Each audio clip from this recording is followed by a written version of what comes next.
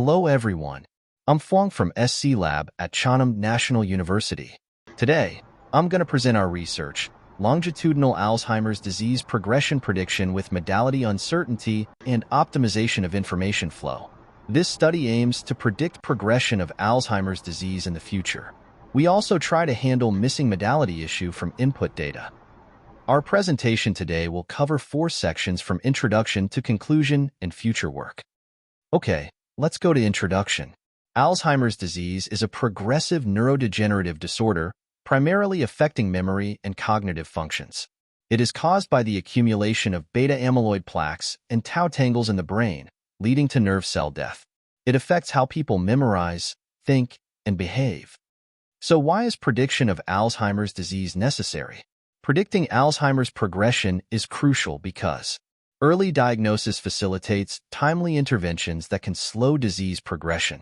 Customized care plans, including medications and lifestyle changes, improve patient outcomes. It empowers clinicians with actionable insights for long-term disease management. Following previous studies, Alzheimer's progression can be predicted using medical imaging, MRI and PET that provide structural and functional insights, biomarkers, demographics, and genetics data. As you know, combing multimodal data can improve the prediction performance. However, we face challenge in managing arbitrary missing data across modalities. For examples, the MRI, PET, or biomarkers can be missed due to various reasons. So our motivation stems from addressing 2 major challenges: modality uncertainty that is missing or incomplete imaging and clinical data, and temporal feature learning that is difficulty in capturing longitudinal disease patterns effectively. We propose a deep learning model that integrates multimodal data while handling these challenges. We propose a novel auxiliary function to capture temporal features effectively. Okay, here is the overall architecture of our model. Our proposed model consists of 4 main modules: M3VAE, imputation, IRLSDM, and prediction. M3VAE is a module that extracts and fuses latent features from MRI and PET modalities, addressing missing data. Imputation module uses masking vectors to impute missing data. IRLSDM is used to enhances temporal information retention with an auxiliary function. And prediction module aims to predict disease progression predictions and forecast biomarker values. And this is the architecture of M3VA module. To extract a meaningful latent features from multimodal imaging data, even if there is a missing modality. We first extract modality-specific features from MRI and PET and transform them into a common distribution, for example, Gaussian distribution. Then we adopt product of expert method to merge the extracted latent features from available modalities. Finally, we fed the merged latent features into decoders to reconstruct the input data. By transforming features from each modality into a common distribution and using product of expert to merge them, the merged latent features always follow the common distribution without affecting by missing modality. And this is the overall architecture of IRLSDM model. IRLSDM addresses the limitations of traditional LSDMs by reformulating the forget gate. An auxiliary function redistributes output values closer to 0 or 1, enhancing retention or discarding of information. This ensures better handling of long-term dependencies in sequential data. As you can see in the right side figure, the value of new forget gate that is integrated the auxiliary function are closer to 0 or 2 than those of conventional forget gate that is sigmoid function only. For imputation module, we simply employ masking vector for imputing missing value. If the data is missing, we will use the predicted value from the previous time step. And the prediction module simply use linear layer to predict the disease status and biomarker value in the next time step. Now, I'm going to show the dataset usage and results. Our experiments use the ADNI database, consisting of 1,369 patients and 5,768 longitudinal visits. Each sample contains multimodal data such as imaging, biomarkers, genetics, and demographics. We also apply some pre-process steps to remove noisy data as shown here. And this is the comparison performance in terms of disease progression prediction. We conducted experiment on different input combinations such as biomarker only, combination of biomarker, demographic, and genetics, combination of imaging, biomarker, demographics, and genetic data.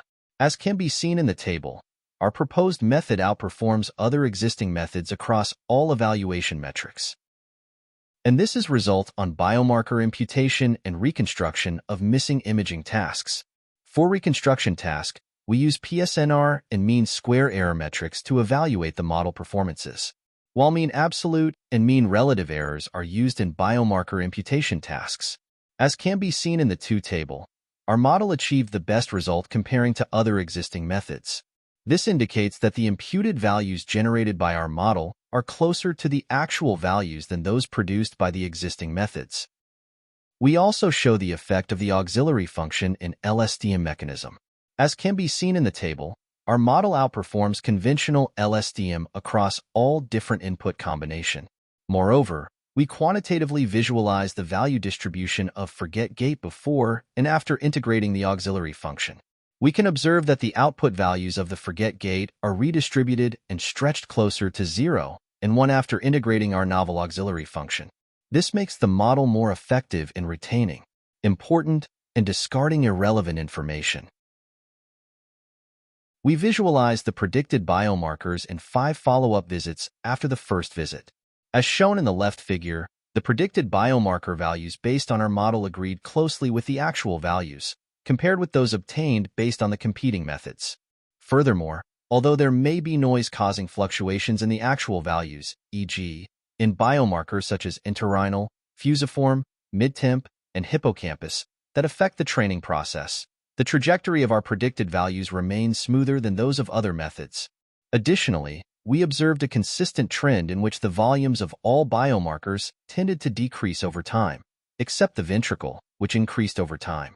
We also visualized the predicted progression of disease status during 5 follow-up visits following the first visit, as shown in the right figure. We observed that our proposed model predicts the progression more accurately compared with other methods. The predicted trajectories of the proposed method are more consistent and closer to the actual progression than those of competing methods. Furthermore, the predicted disease progression from our proposed model do not reverse from MCI to CN or from AD to MCI and CN, as observed competing models. This ensures that our proposed model demonstrates a higher level of stability and reliability in longitudinal predictions. So in a nutshell, we proposed a model with modality uncertainty and optimal information flow to predict disease progression in follow-up years using non-imaging and multimodal neuroimaging data. Our model effectively addressed the challenge of arbitrary missing modalities and introduced an auxiliary function to enhance the forget gates capacity in a conventional LSTM model. The comprehensive results showed that our proposed model outperformed existing models across all evaluation metrics. In the future, we will address the issue by adjusting dynamically the weights during the training process. Thank you for your attention.